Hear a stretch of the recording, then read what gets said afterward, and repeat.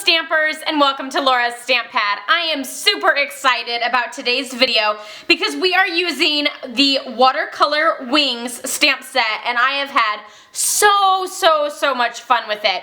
There are just endless possibilities of different ways that you could color your butterfly, and it is just so much fun. As you can see with all the samples I've done here, I just can't seem to put this stamp set down.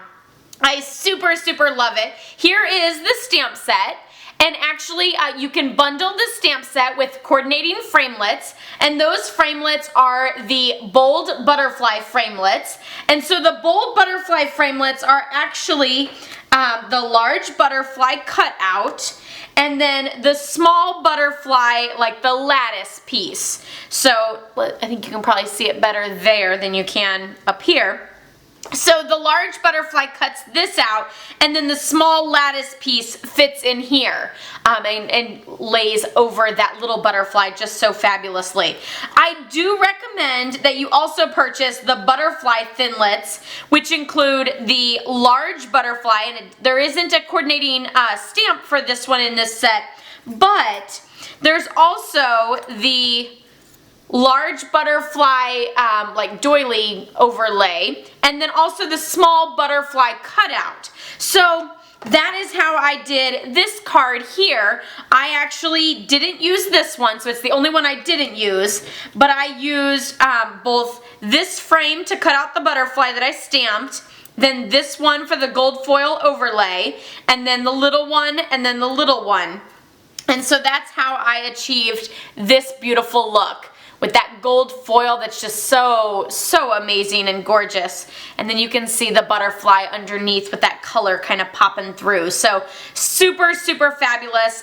So definitely you'll want to get this stamp set with the bundle to save 15%, but then you'll also want to hook up and get that butterfly thinlit die as well. So let's go ahead and we're going to move these aside for now, and I'm going to show you some of the basics on stamping the images. So let's just bring in a piece of Whisper White cardstock, and I have my blues today, and I'm going to show you the stamp set. So this is actually a 3-step stamping. So you're going to stamp this image first for the big one, and you can see it's very textured. So your image is not going to come out bold and solid and nice and bright. It's going to have some like white spots and some texture to it, so don't worry about that. This is the second one, and it's just those edges, and I find it's best to line up right here in that like kind of crease, to line up that for whenever you're trying to stamp that down. Then this image here is the third one, so it's that center piece and then the dots on the bottom and the dot on top, and I find it best to line up here in that middle piece. That's where I sort of look whenever I'm stamping. Then there's also the baby butterfly down there, some excellent greetings, the big and the little thorax, and then the little antennas.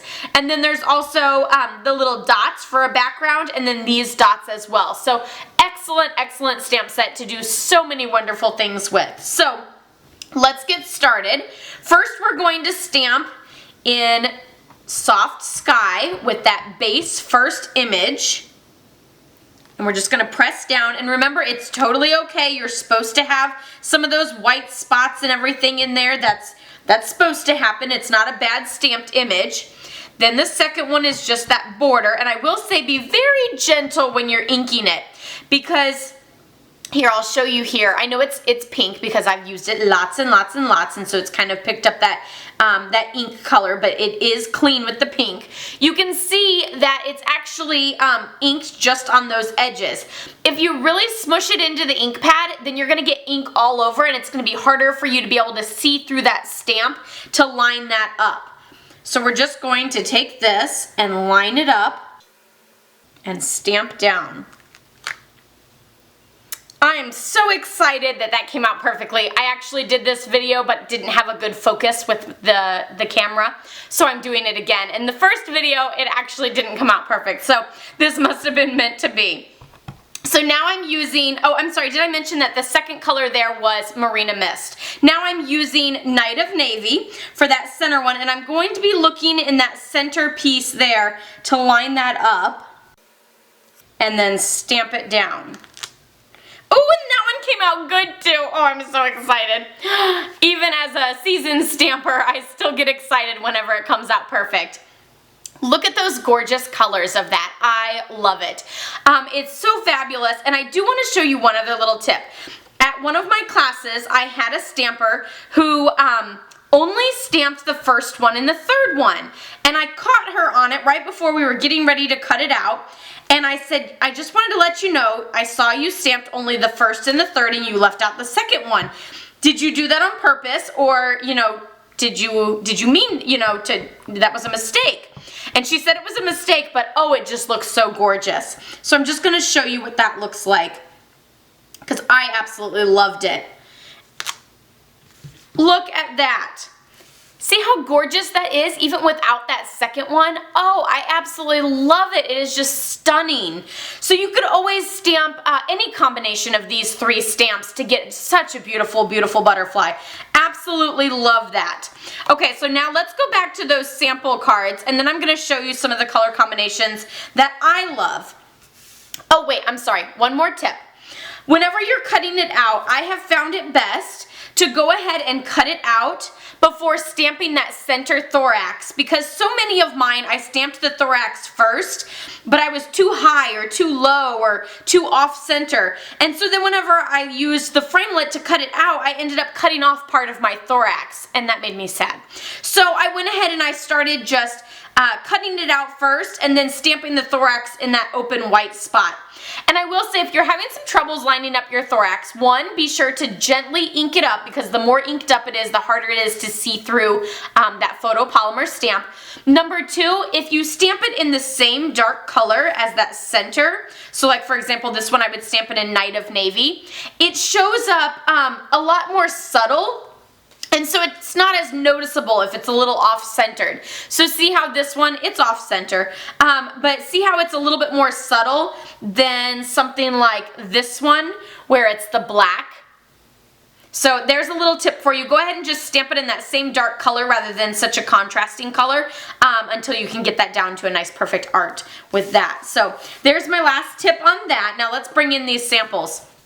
This one I did with Lost Lagoon and lots of, you know, those bluey green shades. And I actually used that brick. I'm not sure if you can see the brick embossing folder. Super fabulous, and the Just For You greeting fits right inside that brick. I love it. I thought it just turned out so amazing. Then this one I did in shades of red and orange, and this one I actually used the butterfly embossing folder, so you can see those butterflies impressed in the background there, which just looks super fabulous. This one, I was looking for a nice green butterfly, because I thought there are green butterflies out there, and I'm really looking for the right color combination. And I love this one. I'll show you a mistake one that I did earlier. So this one, I actually did in Mint Macaron, Cucumber Crush, and then I went with Basic Gray. So that was super fun. Here's one with some yellows and oranges. And then this one, I showed this one earlier. This is the one that I did in the blues with that gold foil overlay, which is super fabulous. Of course, I had to do a pink, so this one is shades of pink, and it looks amazing. There's another yellow one that I did, but I did the edges with my sponge daubers. And then here's the blue one, just like the one that I did today.